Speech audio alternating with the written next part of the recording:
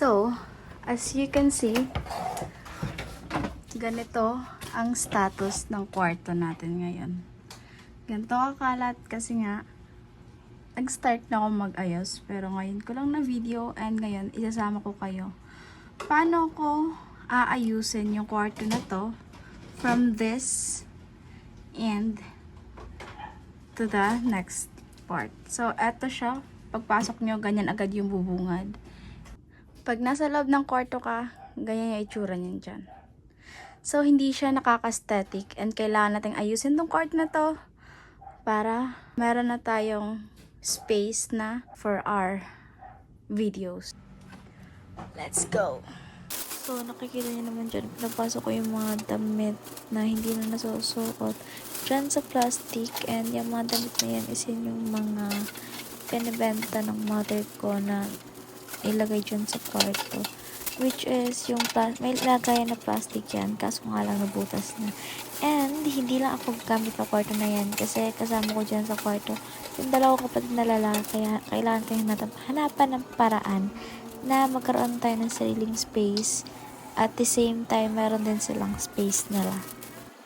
Ayan, kakalat yung kwarto ngayon kasi nga ate ko ang dami kong gamit. Lahat ng nakasabit yun ate ko, gamit ko yan, and meron pang nasa malatan hindi pa na ilalabas. Eto na siya ngayon. So yan, and tatanggalin natin to. Kailangan natin matanggal yan kasi papalitan natin yan ng mas maayos. So samahan niyo ako magtanggal yan.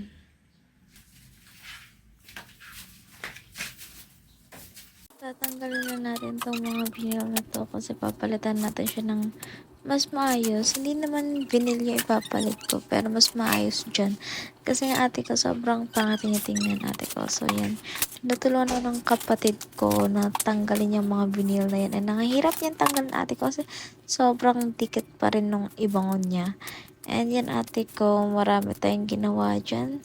And nilabas ko na rin yung foam na yan kasi nga, tinanggal ko yung cover ng foam na yan para malabhan na, and lalabas muna natin yan. So, yan. Nagtulong-tulong pa talaga yung bata na yan. And yun, binulat niya rin naman, and yun ako na kumuha. So, dito ate ko, kailangan natin matapos tanggalin lahat ng vinyl na yan para ma-brush natin siya ng sabon. Kasi kailangan natin siyang i-brush ng powder soap para matanggal yung mga mabahong part dyan. Kasi nangamoy na talaga yan ate ko sa tagal niyan. And kailangan din natin kuskusin yung mga yung mga glue na nadikit na hirap tanggalin. Kailangan natin din yan tanggalin. So, natanggalan natin lahat dun sa kabilang part. So, dito naman tayo sa part ng ilalim ng cabinet na yan. And yung cabinet na yan ate ko is niremake ko din yan. Kaya ganyan na yung style niya yan. May video din ako yun kung paano ko yan na-remake. And yun, may mga knowledge naman tayo paano gumawa ng cabinet, magpintura, and kahit anong kaliknikan, may knowledge naman tayo dyan. And yun. So, hanggang doon lang muna yung paglilinis natin, and watch nyo yung magiging part 2 natin dyan. So, ngayon, break time muna tayo, and ito yung break time natin na ang bantayan tong batang to. And nanonood lang naman siya dyan ng movie niyan, and sobrang babe lang yan. Ubo-ubo lang yan siya. Kasi ako makain ng chocolate ate ko kahit may ubo, ang tigas ng ulo ng bata na yan. Pero yan, apaka-cute ng baby na yan ate ko. Yan, super cute yan. Magawan na yan siya. So, for today's video, hanggang dito na lang muna tayo, and watch nyo na lang yung part 2 sa pagre-renovate natin sa ating kwarto or aming kwarto.